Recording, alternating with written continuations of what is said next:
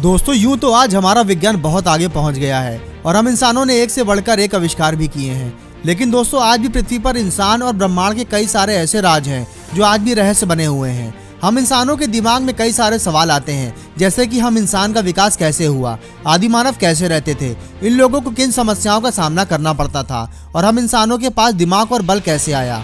दोस्तों सवालों की लिस्ट बहुत लंबी है और ऐसे में कई सारे सवाल हमारे दिमाग में आते ही हैं। आज की इस वीडियो में हम आपको इन्हीं सवालों के जवाब देने जा रहे हैं। दोस्तों वैज्ञानिकों को मानना है कि आज से लाखों साल पहले इंसानों का जन्म हुआ था, पर उस वक्त हम इंसान चार पैरों पर चला करते थे, जैसे कि आज ज्यादातर जानवर चलते हैं और जंगल ही उनका बसेरा था। वो घास, पेड़ों के फल, फूल, पत्तियां वगैरह खाते थे।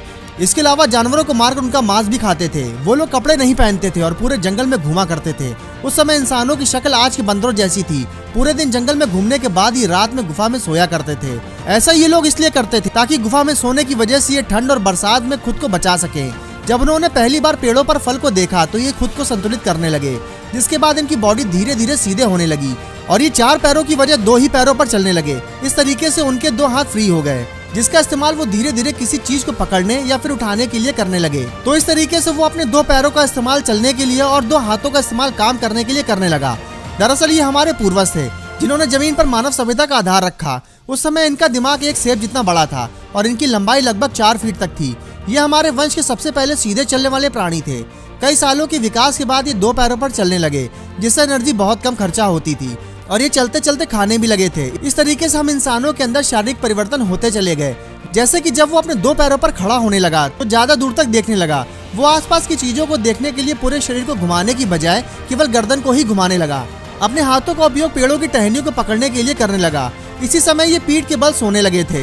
इस समय न केवल इनके शरीर का विकास हो रहा था, बल्कि सोचने की शक्ति भी बढ़ रही थी। इनकी आवाज भी पहले के मुकाबले काफी क्लियर होने लगी। दोस्तों आपको ये जानकर बेहद हैरानी होगी कि ये शारीरिक रूप से आदि मानव कमजोर थे, साथ ही उनके पास किसी भी तरीके का बौद्धिक ज्ञान नहीं था। यही वजह थी कि इनका शिकार जंगली जानवर बड़ी आसानी से कर लिया करते थे।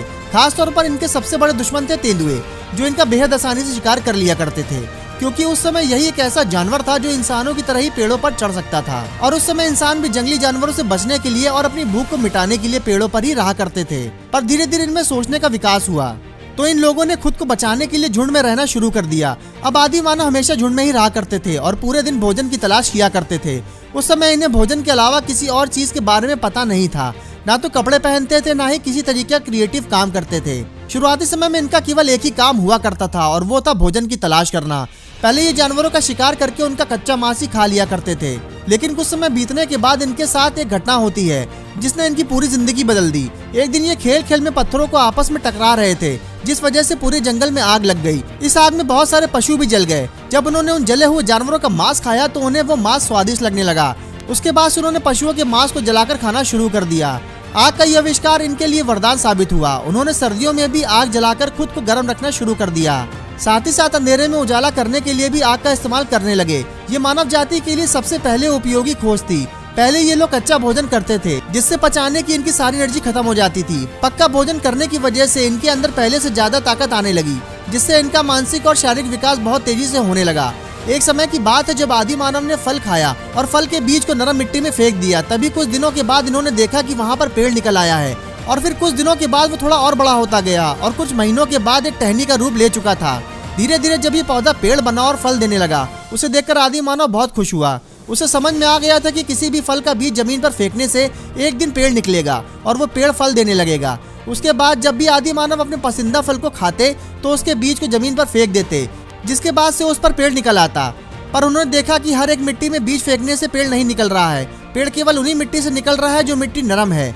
इसके बाद उन्होंने मिट्टी को नरम करना शुरू कर दिया। दोस्तों इस तरीके से शुरुआत हुई खेती की। खेती की वजह से आदि मानव को अब इधर उधर कम ही भटकना पड़ता था। साथ ही खाने और दूध के लिए पशुओं को भी पालने लगे, जिनका इस्तेमाल ये खेती के लिए भी किया करते थे। उसके बाद उन्होंने पेड़ों पर रहना छोड़ दिया, क्योंकि उस समय ऐसे बहुत से जानवर थे जो उनके खेतों को खा लिया करते थे। उन जानवरों से अपने खेत को बचाने के लिए उन्होंने खेतों के पास ही रहना शुरू कर दिया। पर यहाँ पर दिक्कत ये थी कि खेतों के पास तो पेड़ नहीं था, जिस वजह से ये लकड़ियों और मिट्टियों को इस्तेमाल करके झोपड़ी बनाकर रहने लगे। देखते ही देखते इनकी झोपड़ियों की संख्या बढ़ती गई और आगे चलकर ये एक बस्ती बन गई। ये सभी एक साथ मिलजुल कर रहने लगे, जिस वजह से ये एक दूसरे के सुख दुख में भी साथ देने लगे। इन्हें हंसी खुशी से जीना आ गया। साथ ही ये एक साथ रहने की वजह से जंगली जानवर से भी खुद को बचा लिया करते थे। इनके बच्चे भी झोपड़ियों में सुरक्षित रह सकते थे। एक बार एक आदि मानव ने देखा कि ऊपर से एक लकड़ी नीचे गिर रही है, जिसे देखने के बाद उसने लकड़ी का पहिया बनाया। दोस्तों, वो गधे घोड़े की मदद से गाड़ी को बनाने लगे।